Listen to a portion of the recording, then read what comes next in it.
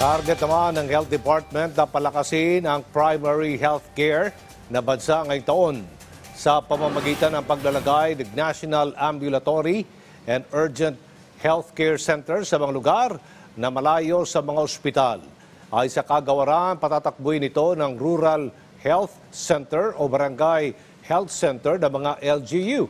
Lain itong mapalakas ang immunization, mapababa ang undernutrition na dahilan ng pagkabansot ng mga bata at mapababa ang maternal mortality rate na karamihan ay bunga ng teenage pregnancy.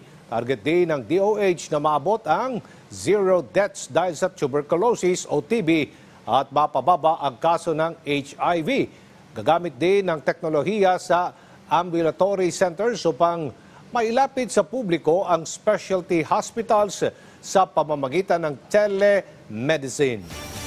Mabigyan ng gabay yung ating mamamayan na hindi na biyahe ng malayo or madaming oras para matingnan lang ng isang espesyalista.